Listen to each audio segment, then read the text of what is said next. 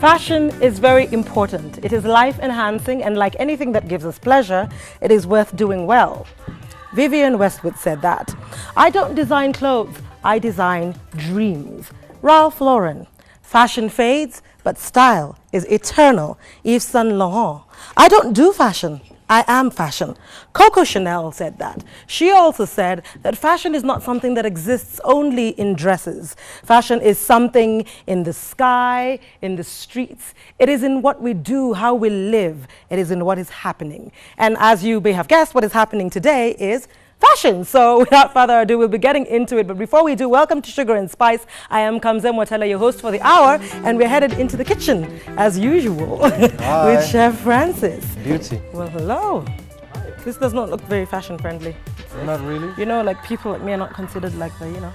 It's a little bit starch. Starchy, it's a bit starch-friendly. Proteins. So what are we doing? This is our, what? My potatoes for my rusty.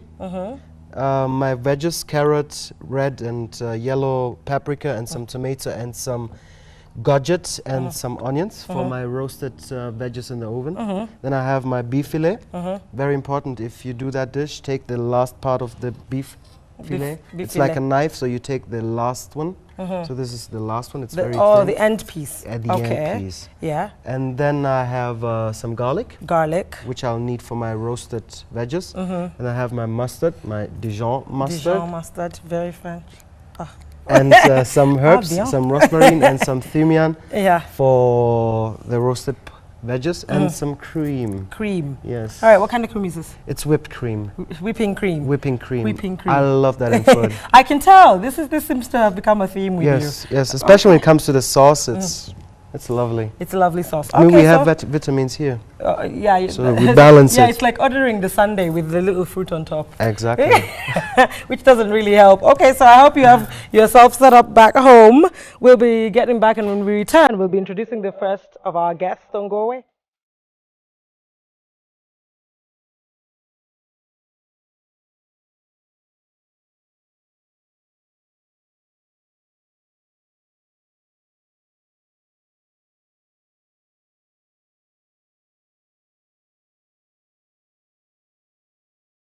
Welcome back to Sugar and Spice. So what are you starting with?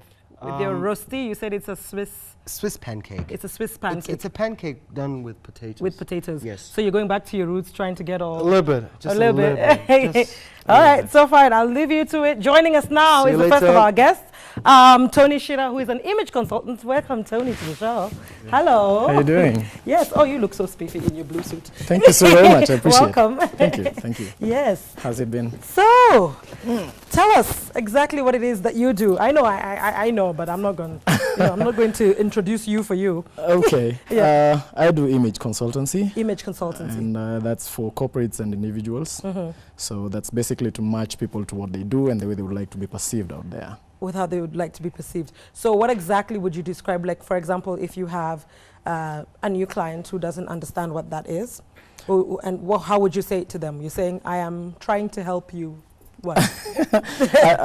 First of all, if I am the one who is going to start that conversation, I must first identify a disconnect between the way you look and what you do, or the way you would like to be seen. Right. So if I identify that kind of a gap, then I start by bringing that up, that there's a disconnect and that needs to be bridged. And so I'm that person who comes in to bridge that kind of gap. I'm sure you have really funny stories about people who are like, what, I don't look like Beyonce?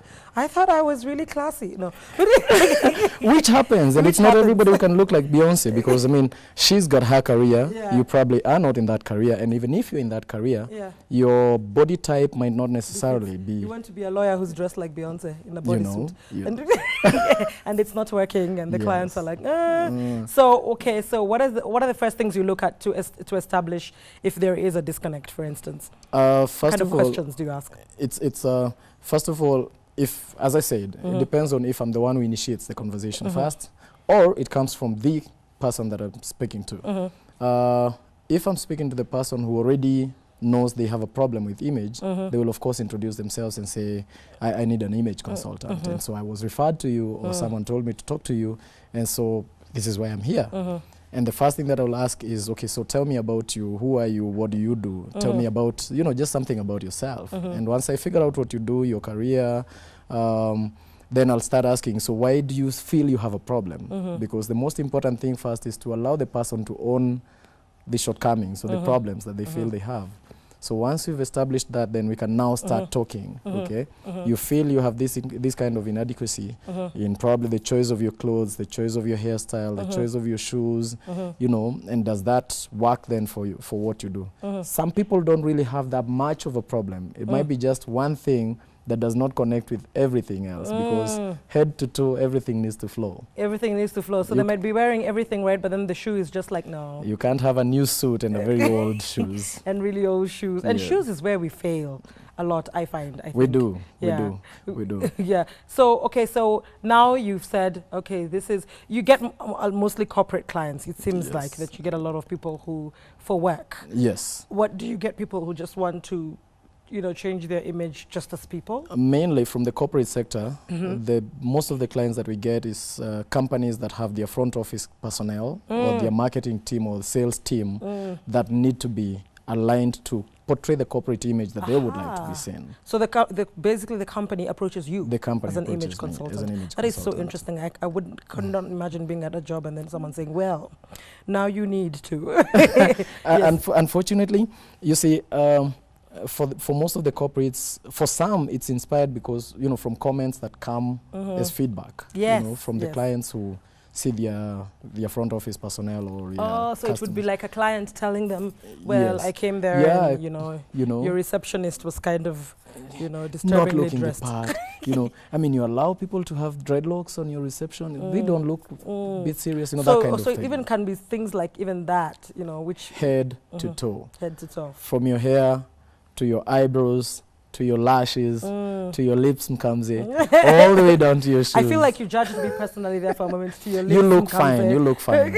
You look fine. I do. Are you sure? I was like, it's a fashion. He might judge me. No. You know what? I'd like to say we're judged every day. Yeah. When someone sees you, they judge you. When they decide to either smile at you or be warm to you, it's because they've already judged you. If they think you look a little warm, they will warm back, you know, to you and say hi to you. And so nobody should feel guilty that they've been judged. I think that's the thing, though. We are very antsy about, you know, maybe engaging in image consultancy or whatever, because we think, why can't I just be the way I am and have people accept me? Well, have you ever felt like you needed to approach people yourself? Yes. You're like those British women in the street. Please, ma'am, stop. You cannot go around dressed like that. Yes. Yes. Tell us about that. That sounds funny. I like to say perception is reality, depending on the point at which you come into contact. I like that, because how people see you is how you are in that moment. They don't have to get to know you. Yes. And that's how we function, really, in the world, right? And I have met people who, once, you know, from the moment they introduce themselves to you and what they do, you go like, really? You know. And so what I do, of course, you have to look at the environment and see if it's convenient for you to say what you have to say. But I'll definitely pull someone aside and tell them, you know what, I understand what you do, but, you know, looking at you, the first impression I had of you was not that you do this, you know. And so if you have time, probably we could talk about your image and you know, exchange cards and, you know, then later come on to me, I can help you. We can talk. So what are the most common disconnects do you find? The most common disconnects is first to analyze, you know, what do you want to be? What do you want to be seen as when you go out? First, if you're a corporate personality, you need to look very corporate. Not every time, because it's not every time you're handling, you know, corporate business at that level.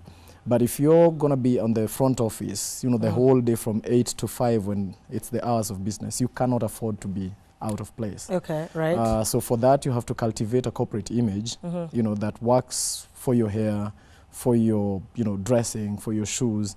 And even, you see, image speaks about you. And it's not every time when you speak verbally, you know, someone is able to deduce what kind of work you do. Right. The way you look first, you know, sets the pace, sets the mood. They already have a few ideas, unless they're not looking at you. Unless they're not looking at you. I've seen people, for example, who work in like production. You know, they are hardly ever in front of the camera, if there will be. Are you trying to say something about our cameramen? No. I'm just saying, you know, for such people you don't expect to find them, you know, looking very. They don't have to deck themselves out a certain way. Yes, because there are people going to be running around, you know, bending, picking this, dropping it there, you know. So they, as easy as they can look, you know, the better for them. Yeah, function is more important. The function is more important. Yeah. So function spells what you should dress in, or the way you should look. You don't expect to find someone going into a construction site, you know, and putting makeup and everything all over. You know, you get yourself sinking everywhere. You know? So the disconnect, most of the common disconnects that I find is people not respecting the career they are in, and so you'll be working double to first get yourself to a place that you're accepted, that this is what you do. If you dressed and looked the part, from your hair to your shoes, dressed and looked the part, already you're starting from a good point. You've done half the job. You've done half the job. Right. I also happen to have been involved with a lot of modeling work, and so when models come to consult for their image, you know, you tell them first, you must think of yourself as entering an industry that requires you to expose yourself so that you can get the demand. So how do you expose yourself? It doesn't matter whether you the most, you know, flamboyant model, but because you need exposure, for that the image then you must cultivate is that of flamboyance, because at the end of the day someone is going to stop to look at your pictures, and from that they will probably discuss about your pictures and probably read about you. Then that is when you start getting the demand for the work. So at the end of the day, it boils down to your functions. What do you do? So do you look the part? You wanted to already have a story before someone then talks to you. Okay. On a personal basis, then it becomes necessary for one to really understand what it is that they do.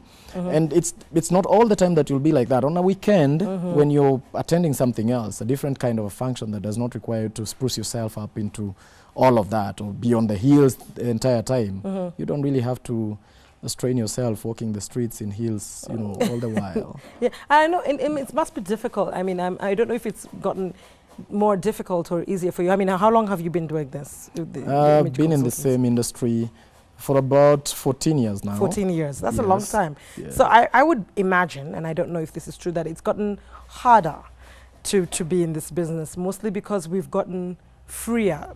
We are seeing more liberated space. Yes, we're for more liberated. And we're just like, can we just be expressive all the time? Exactly. Yeah, so is that the case? It's the case. I can't agree with you more.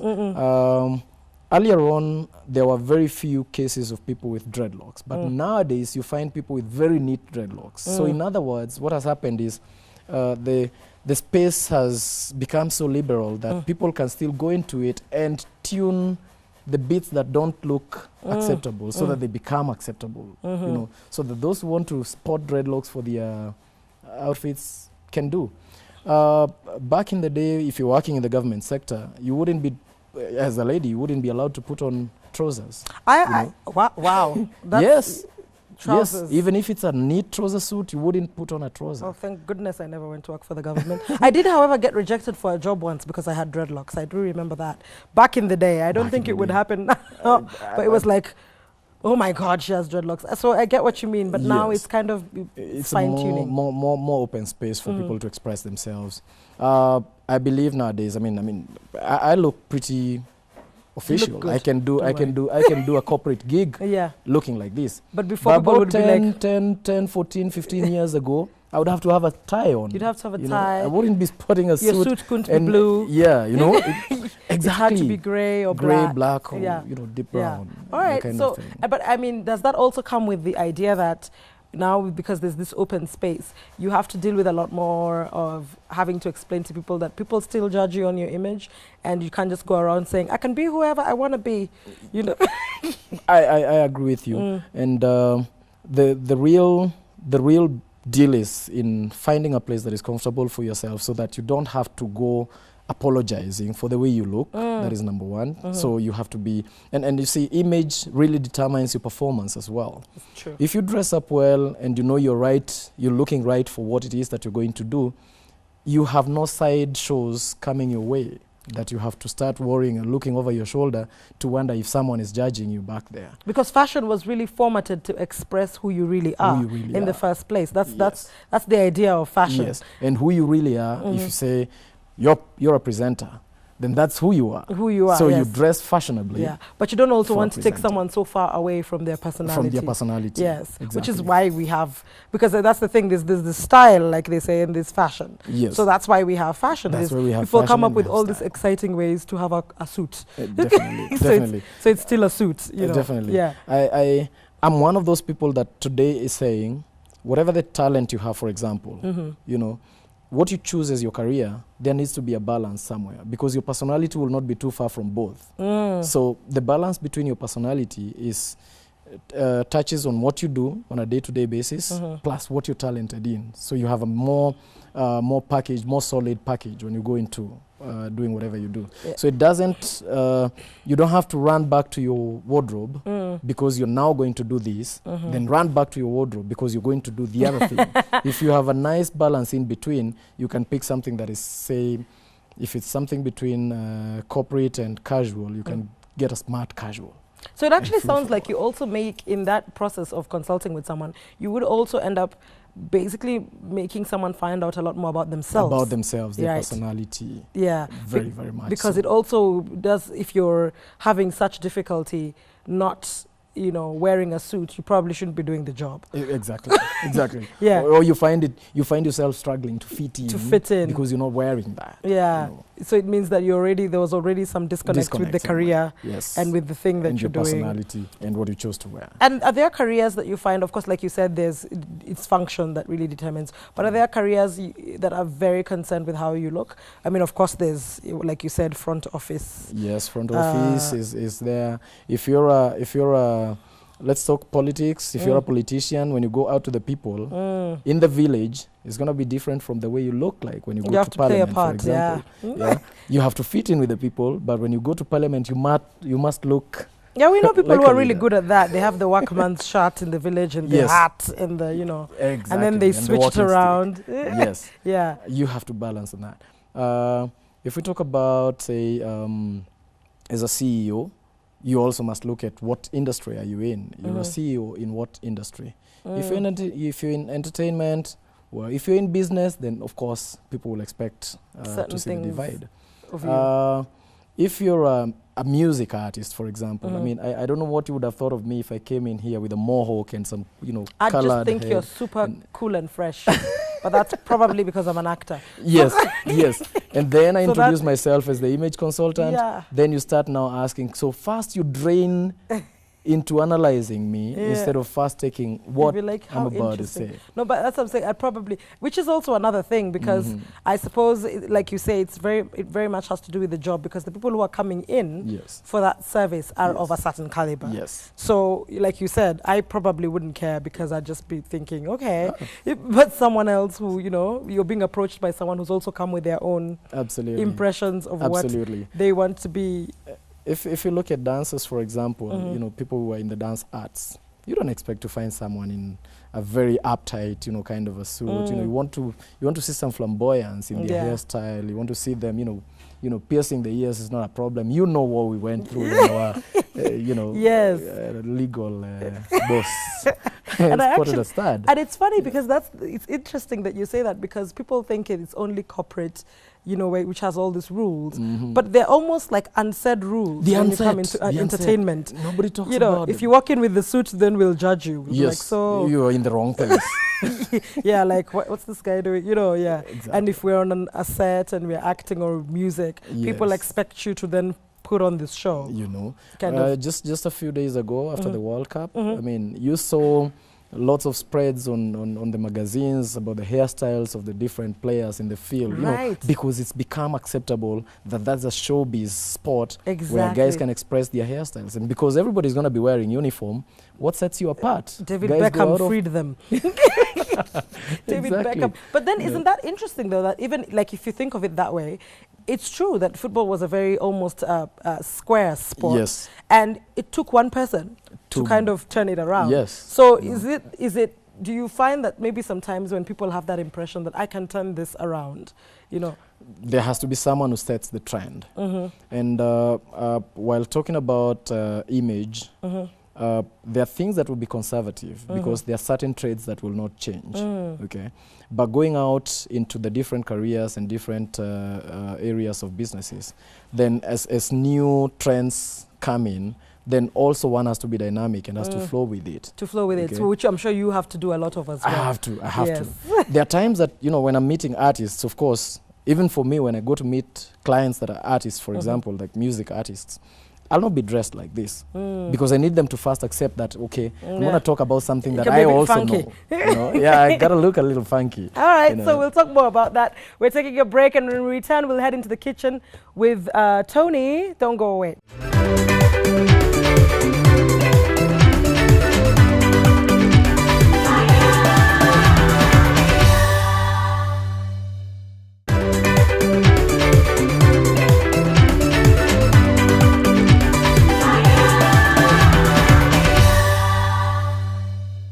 Welcome back to Sugar and Spice. We're talking fashion, although now it's shaping up to be more like fashion and image and self-image kind of thing. But let's just take a break from that and head into the kitchen, Tony, where you can meet Francis. Oh, Francis. Oh, he's so busy today. Normally when you come, he's just like, yeah, so hi. Today I am busy. You're busy. Today I am busy. I've already started with the recipe. Tony, meet Francis. Nice to meet you. Yes. You may have a seat. Please, go ahead. Can I offer you some coffee? Yes. Yes. I today have some coffee. Oh, now you have coffee. Today I have it. I prepared some. Should I turn this over? I feel like I should. Yeah, please, please. You know. Oh, please. Oh, hello. Just feel free. Just make sure you're not destroying He never says feel free in the kitchen. I'm so impressed. Whatever that is. That is potato, which is just gone through a grinder. Oh, that looks good. And then I just put some salt, some pepper, and that's it. And then I start already frying them. He's paying homage to his Swiss exactly. Sort of a cake. It does look like a potato cake. It's a pancake. It's a what do you potato call pancake. Okay. You know, the Swiss guys are funny, yeah? For them, pancake is something else. For everyone else, a pancake is a pancake. Oh, okay. For the Swiss guys, a pancake is a potato pancake. Okay. I like the Swiss people because pancakes normally have egg and I don't eat that. So true. I could have done that. A lot of people do that with eggs, but I decided not to put some eggs. Oh, he cares. Yeah, I think that is burning. It's. Are you trying to say I can't cook? No, I was just saying turn it. Okay. Perfect. All right. I'll awesome, just fantastic. Just okay. Here I have my beef fillet, which I'm just gonna cut. Continue talking. And we're looking at you. You're looking at it. What do you have questions for Tony? Because I think people always think you're looking good. You look like a chef. He looks like a chef. Yeah, he looks like a chef. No, look like people a chef. are always. We won't talk about his shoes. Something else is going down. But it's okay. The camera can't see them. Relax. I'm like a camera. I'm always scared to speak to people when they're holding weapons. I was holding a knife and I say weapons. Say I look good. Say I look good. For me, it's just about the functionality. Yeah, you people, I'm sure, don't care what you wear in the kitchen. You're like, whatever. I mean, come on, really. It's not like that, okay? When I go to a shop and I see those nice chef jackets, oh, my eyes will be like, you want this one. Yeah. I want that chef jacket. I want that one. That one with those stripes. That's interesting that you say that because I find that even when people are in uniform, they still want to stand out. Yes. Yeah. And I mean, let's talk about perception. You know, as we said earlier, perception. As we said earlier, perception is reality. If you see some shelves and there's one that looks better than the other, who would you trust more? I have had this mean example that I like to give. Oh, please give it to us. If you meet on the streets with somebody that is dirty dirty and looking haggard and, you know, rough, what is the first thing that comes to your mind? Take off. Right, okay? Right. And unfortunately, con men have perfected the opposite. Oh, this is why con men are always in suits. They will be nice looking. Decked out. They dislodge your guards, you know. So when they start speaking to you, already warm, you're already almost ready to listen to them. And they have their way with you. Oh. So same to that chef. It's like, you know, she'll think my food is better because I have the better jacket. Isn't that right? Absolutely. And yeah, I mean, do you think, let me ask him now a hard question because now Francis always gets shy. Do you think your looks help you in the kitchen? Again, what? Yeah. Do you think your looks help you in the kitchen? If I look, but people are just like, oh, look, he's cute, so he can cook. I could tell you. That's a yes. I could tell you that's a yes. Yeah. He's like, I use it, I know I use it. Yes. He uses it quietly. I use it to sell my food, let's say like this. Yeah, like, I see what you did there. Okay, so because I know people always think that this has a lot more to do with women, and women are the ones who should really be concerned with how they look and what they wear. But I mean, I personally feel like right now we're living in a space where Kenyan men are failing.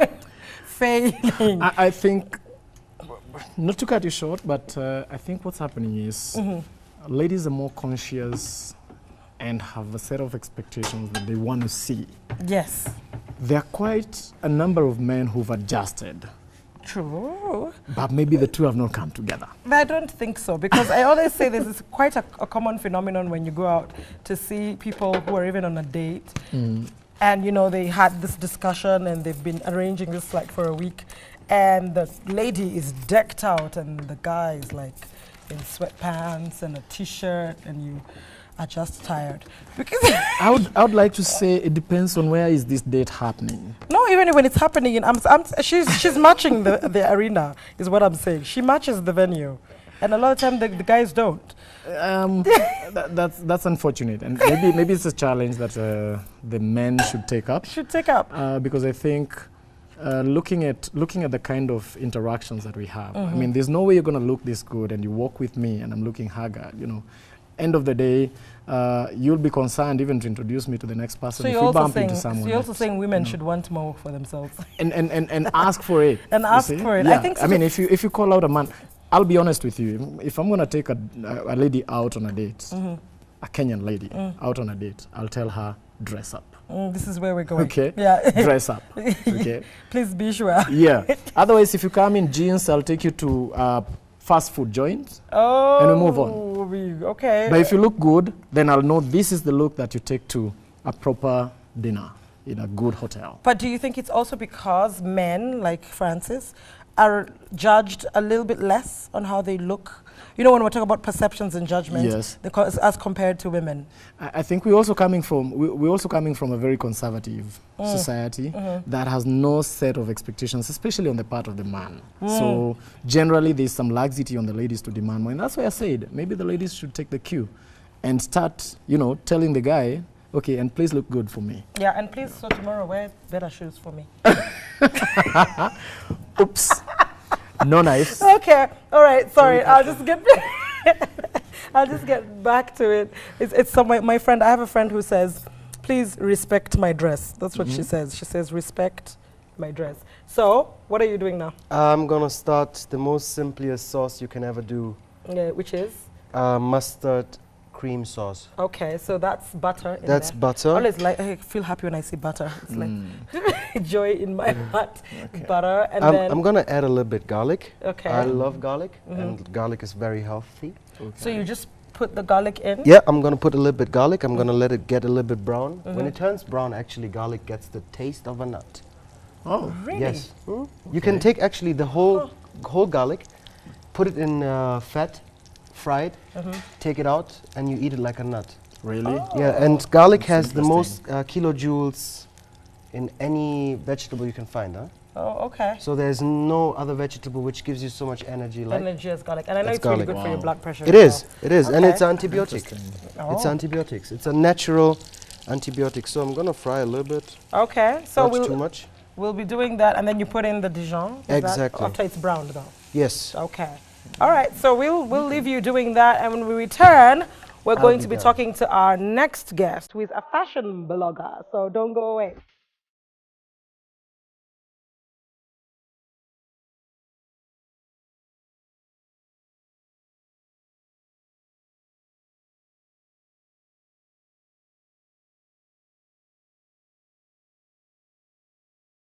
Someone's first impression, based on his or her own fashion, registers, as in it will try to portray what kind of person he or she is. I do believe fashion or first impression is everything. For instance, if you have a meeting that you're supposed to go, you cannot go in casual wear. It's supposed to be formal. It's supposed to represent who you are. It's everything because inaonyesha who you are. inside you and outside, as in your whole personality, what you're thinking, what you do.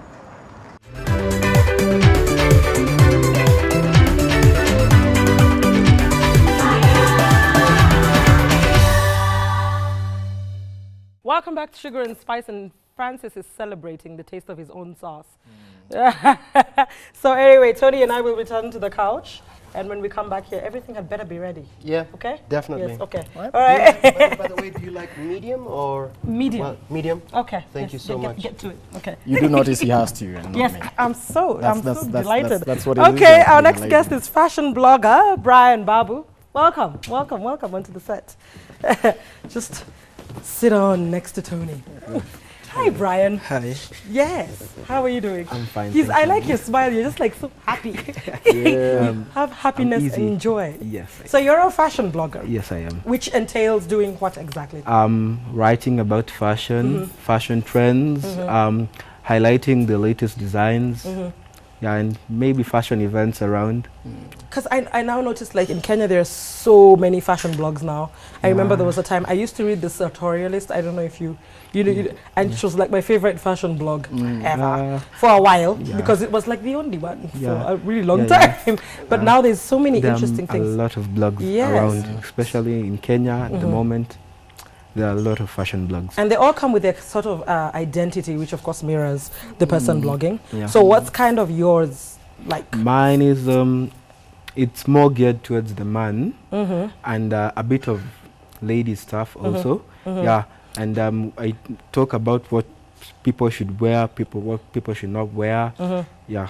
I think every fashion icon kind of had an agenda. Yes. It's almost like being a journalist. Yes. You know, there's this story you're This is what telling. you follow. Yeah. So it's like Coco Chanel was the one who she was very much about the working woman. You know, it was like that working woman, blah, blah, blah. And there's, you know, people who've become fashion icons like Beyonce, who's really about expressing that sexuality of the woman. So what's your thing? What do you think you're more I like? can say my agenda is towards making the man look more fashionable. Fashionable. Because men of, Kenyan men, some of whom don't really care about what they wear. It's like you wake up and what you meet is what you put on. You just throw on the jeans. The jeans throw and on the t-shirt. T-shirt, a polo. Yeah, you can actually wear jeans differently, much more better, much more polished. On the ladies' side, you can, some ladies need to be turned up a bit.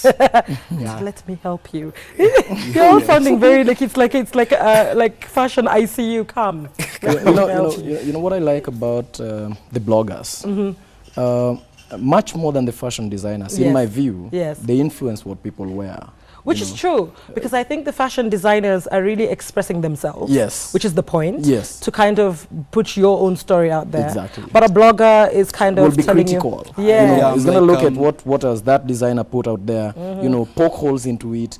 Sort of the other guys who will, in the end, influence what people get off what the people shelves. will wear. Because the way maybe a designer might make something, you cannot wear it the way it is. It's too crude for you. So I interpret it in a way that works for you. Oh, do you do that? Do you do like from the runway and it, like kind of give the simpler variation? Yeah, you Oh, can. you do Yeah, that you as can well? like if a coat, I can wear a coat that was worn differently in the runway, and wear it in my wardrobe as something different, or dress it on someone else differently. Where it had like 50 feathers Yeah. and a hat and then on the runway And the big skirt. and a big skirt, and you're like, no, calm down. Yeah. Just You put can on wear my this big coat, feathers. remove feathers, Yes. remove skirt. Yeah. Now this coat can be worn like this. It can be one like this. I get that is really interesting that you say that. What is your blog, first of all? My blog is called Fashion Bura. Fashion Bureau. Yeah, Yeah. it's like a fashion meeting. Bura is like a traditional name for meeting, so it's like a fashion meeting. So Bura, It's a meeting of B-U-R-A. B-U-R-A. That yes. is so interesting. I come from Bura, Taita, so that's fascinating. The rest is I'm like, fashion Bura. And you know, we're always bragging. Taitas, we're always like, we are so fashionable, Yeah, even yeah, with yeah. our lessons. So I'm like, a fashion Bura. Oh, okay. Yeah. So it's fashion, www.fashionbura.co.ke? No, .com. .com. Yeah. All right, so, okay, let's talk more about now, for example, what you think are the problems that you face? Because Tony is talking more about the disconnect which comes with work and corporate and blah, blah, blah. But where would you say we are right now? What fashion era are we in as Kenyans? I think as Kenyans, we are the takeoff. But still not taking too long to take off. We're taking off like this. Like the plane is just... It's like dragging.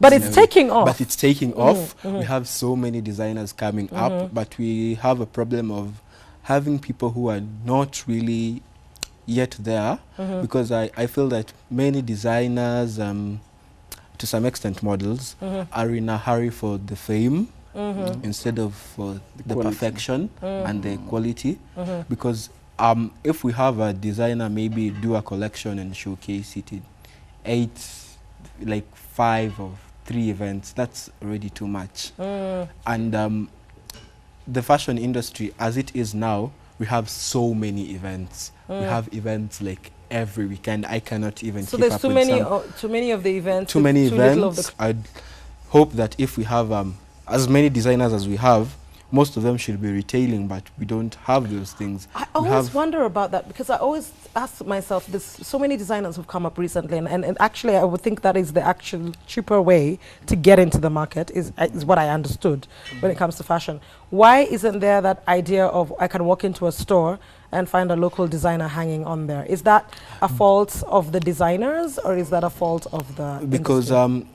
not really. Designers somehow, but again, our government, as it is now, we don't have like structures to support local designers. We have a lot of Mtumba coming in. We have a lot of imports from Turkey and all over coming in. So yeah, I'd like to add a voice to that. Yeah. From the business perspective, from the functional perspective, the designers have tended to do things that are more African, that the job market has not accepted as a code. Right. So we don't. So you don't have, because a lot of your clothes are worn by corporates. Yes, by corporates. But are the designers doing enough to influence the society to accept what they are doing? Which is so like, that if I wear something that is Kenyan with some African print or some Kenyan fabric, whatever it is, I can go to work and that becomes acceptable. Which is kind of like what happened with the Nigerians, and then their suits and their very... But, you know, I also think, you know, it's interesting that you say that we're taking off, because I feel like and maybe we are, but I also sometimes think we stagnated, and then now we are starting afresh. Because I'm like, I remember people in the 80s in Kenya being so spiffy and styled up and reading news with head wraps and things. You know, that was considered formal. You know, like the formal African dress was actually considered formal, that you could go to corporate to work in it. But now, do you think that's also a part of it? We've become so... We were not like that in the 80s, but now it's an issue. Like, you can't go in a head wrap. As he says, that the point of us being at the takeoff, for me, I say we are at a junction where we are looking everywhere, you know, and nothing, nothing seems to really point in a certain direction. And that's why I think, you know, their presence in the market now is an important part. And so probably we need to read more blogs so that we get more critical views. And then they also should consciously help us, you know, in terms of pointing us in that particular direction. Yes. Yes. Like, what were you going to say? Let's say, like, the consumers also, to some extent, have an issue with how maybe the designers make their stuff. And also, because if our consumers, then the consumers are like, this is what we have. We should wear it to the news to look good, you know? It's designed by... then you'll just be proud and, no, this is made by so and so. But now, I remember guys are like, you know, I would like to relate to some Western guys, maybe.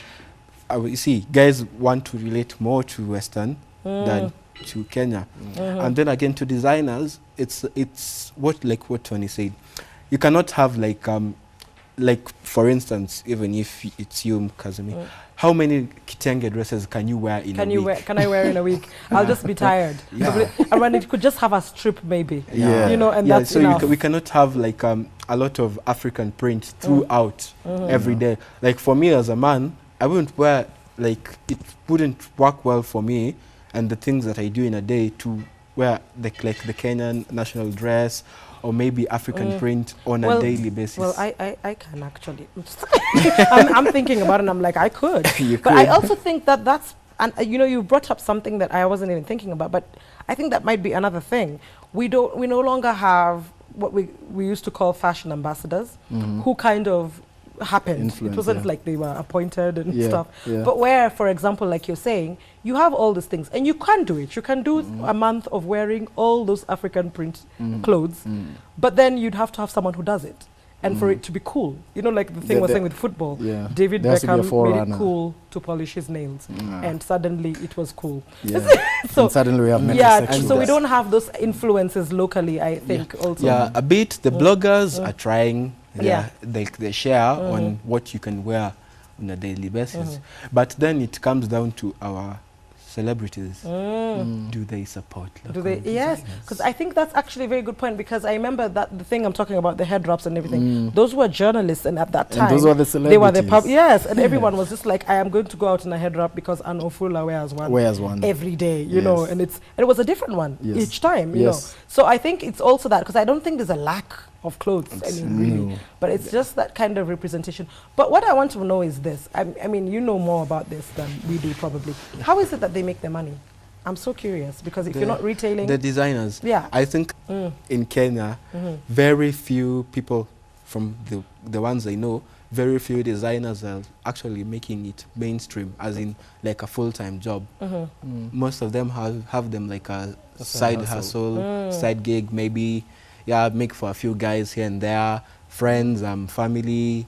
That's if some of them. And some of them who are doing it mainstream are doing things for corporates also, but not that they sell the sort of the kind of thing that I would call they have niche markets. Yes. So like that we if need you a fashion revolution. We do. Like we almost need to match the streets. We do. And you know, don't talk about it. Don't talk about matching the streets. You know, in this here. It's true. It's true. We need to have a revolution so that all designers at all levels can know how do we get to what kind of clients, because the ones that have managed to get maybe say this corporate, they stick there. And they will never let anybody else even make a presentation so that, you know, something new will ever come up, you know, in that corporate. Which brings us back to what you were talking about when you were talking about if you have such a disconnect between what you want to wear and the job you're doing, something is not right. It's not right. Probably the job you're doing is not right. Yes. And I think that, would you say that it also has to do with the fact that we've become very conservative as a nation, falsely so. Not necessarily, we're not actually really that conservative, but it's a thing now. It's a thing. But even with it, I think if you look at some corporates, for example, I mean, if I'm allowed to, you know, something like Safaricom, say KQ, Kenya Airports Authority, you know, they will speak to a designer who will do something that is corporate, but has a twist, has a touch of, like the Kenya Airways uniform is a bit nice. You see, you know, it's a bit, you know. Yeah, really. And previously you wouldn't expect that to. From the previous one. You know, Hello. Yes. Yeah, and you wouldn't have expected that. In fact, it would never have happened. That scarf, it would be like, why isn't it a black scarf? It just needs to be black. What is the animal happening? Yes, you know. I get that. I think which is what I'm saying. It's so funny that it seems we were almost freer when it comes to when it came to expressing ourselves through clothing in the 80s than we are now. So what are the things you look out for, let me say, when you're looking at someone? Because as a blogger, I'm sure you live in a judgment space. And that's good. But like, so what do you think when you, because yours is not corporate, which is what I like. So you tell me, what do you look out for? When I look, a guy or a lady? A lady. A lady. I'm more interested in ladies first, and then you can go to the guys. I start with shoes. Yes, I do. Yes, I do. And then I look at the fit of what you're wearing, because we've had incidences where women wear oversized or undersized clothes. And I know that, and you know, people always complain about the undersized, but they don't realize how much people wear oversized clothes, and it looks nasty. It looks bad. But I think because the oversize has been there forever, so everybody's sort of comfortable. It's like whatever, Then if the jewelry works with what you're wearing. So the shoes and then the fit. The fit of what you're wearing the before I start judging what you're wearing. So the accessories, the jewelry, earrings, whatever. But then comes to the outfits. If it's bad, if it's inappropriate, first of all, you cannot come to dinner wearing a suit. It doesn't really, it Looks makes like you look going like to the office. you didn't really put much thought. You didn't really want to come for this, or you just came out of the office, hey, let's just go. Yeah, and also, yeah, generally, it boils down to where you are wearing what you are wearing. You know, I like what you said about the fit, because I know that was such a big thing about the French. The French tend to be very simple, and it's all about the fit. They're just like, does it fit? Yeah. That's the simplicity of it all. The problem being our parents, blame it on our parents, because I don't know if it's a third world ideology or a developing world ideology, that, you know, take this, in another few years you'll have grown bigger, so wear a bigger one. Keep wearing it, and then we always grow want to with save. that. Yes, that's true, and we're always buying bigger. So that's interesting. So you say the shoe, the fit, and the accessories, right? What do you look out for? Of course, you said like compatibility. Yeah, compatibility in terms of the function. For me, just as you said, for me, it's the fit, and first of all, do you know your body type? For ladies, I know 4 body types. There's a petite body type, which is the small, Kate Moss kind, you know, small people. The ones who are not eating butter. Then there's the glamour type, which is the more curvaceous, you know, girls. Not necessarily the big, because that's the third type, which is the plus size. Then there's the fashion type, which is the slender, tall. Slender and tall. Yes, there are things that fit or work for those different body types. I've seen images and even people, like you find someone that is more voluptuous trying to put on a hot pant, trying to wear slim even jeans. in an event that requires you to be in a hot pant. It's not for your body type. Yes, you know? So just I let have it a problem go. with that. Let it go. Trying to wear bikinis when you're not necessarily, even if you're on the beach. Yes. And maybe you should be in a one-piece. In a one-piece costume, because you know? that's how your body has Exactly. declared. Yeah. So for me, it's really about the body type. Then, you know, what are you wearing it? So know your body type. Know your body type. Yeah, if know you're a yourself. petite type, you have room to play with, you know, short things. And again, I mean, your body type could also come with some, you know, caveats. If you have bad legs, you know, hide them due away, respect, please. hide them a bit, you know. Skin color and, you know, complexion and color and that kind of thing. Yeah, that also works. So yellow is in season, but it's not in season for your skin not for color everybody. ever. Not for everybody, you know, not for everybody. Yes, so that's interesting. Thank you so much for sharing those things with us. Oh, no, wait, tell me about men. You said for women it's the shoe, the fit, and the accessories. And for men, you look for? First, the fit of what you're wearing. Yes, that's and true. does it work suits. for you? Yeah, ill-fitting suits. Big shoulders. Hanging arms, No, yes. No, yeah, so the fit first for the men. And does it work for you? Does it work for you? Does it work for... There are men who because can if you carry have a pot belly, you yes. need to get an fitting shirt enough with... Because the button things that look very gross. You have a waistcoat and the button is popping. Okay, so that's fit, and then the shoes. The shoes have to be. We ladies check out shoes first. We can even be wearing, I don't know. Yeah. But you're just like, you know. So thank you so much for sharing those with us. I mean, we feel like I need another hour. But anyway, so when we return, we'll be going back to the kitchen with Francis. Don't go away.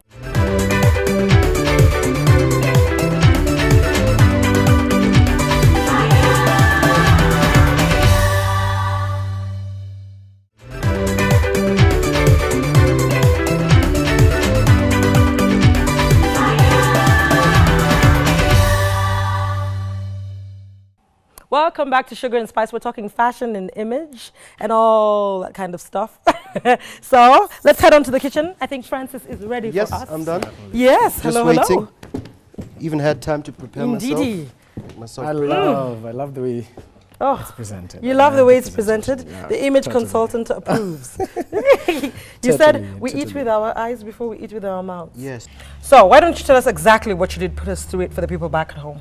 Okay, I start with the bottom. I have my Swiss rösti, which is nothing else than just potato, which is grinded. And I added a little bit salt. I took a pan, I put some oil. I did some round pancakes. I finished it in the oven. So it's just basically like a fried potato. Potatoes, yes. All right. Exactly. But you grind it. Okay. There all are right. many different ways you can make it. I've done the simplest way. Okay. Then my veggies, I've cut carrots, red and yellow capsicum. Oh, high five. I'm learning. I'm the learning progress. Yes, you're working in progress. Some carrots, some onions, some garlic, and tomatoes. I cut them a little bit roughly. Put a little bit salt, black pepper, some herbs, thymian and rosemary, and I just put it by 140 degrees, about 20 to a half an hour.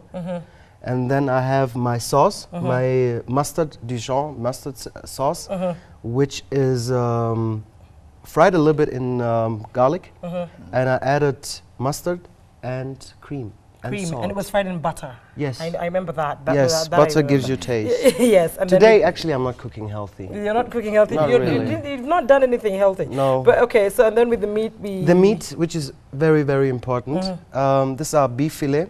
Beef fillet is the most expensive part of in the cow. of the beef. Okay. Exactly, because they are just two little ones. And I've taken the last ends. You call also them tornadoes. Tornadoes. Tornadoes. Oh, the end. Yes, the Okay. end.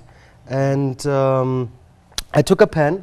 I let it get hot. I put some oil, and I just pan fried about 1 minute. 1 minute. 1 minute. Chip, chip. So this is medium. It's medium. Good stuff. And then I put it into the sauce, but the sauce should not boil anymore. Oh, so the sauce shouldn't be boiling anymore. It's kind of just Exactly. like Actually, this is a really very, very traditional Swiss dish when you think about the rösti and the meat.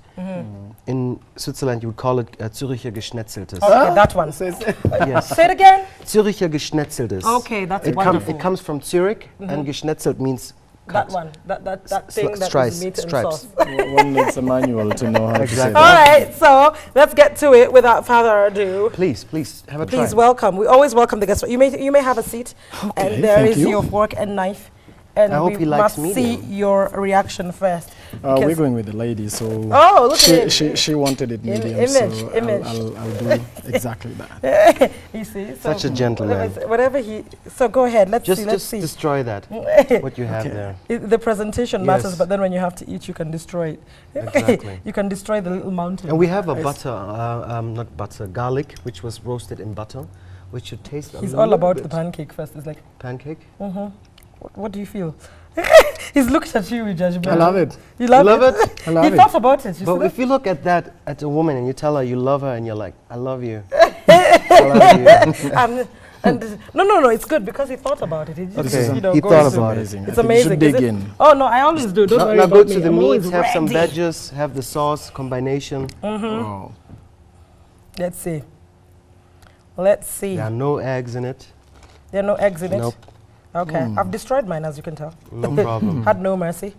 So When there you we take have some herbs and you fry them in a little bit butter. And that was the clove of garlic that you were talking about. I saw it somewhere here. But don't take here, it's here, it's Oh, here. here it But is. just cut a small one, not the whole one. Oh, okay. Sorry if I'm telling you how Yeah, to eat. he tells me how to eat. But so it's I wouldn't fine. like you to have something in your mouth and you wouldn't love it.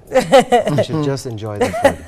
Well, it's not for this. I love the pancake too. This is new. So have I layered everything in Perfect. there? I have. Try Okay. it. Should be good. Hope it.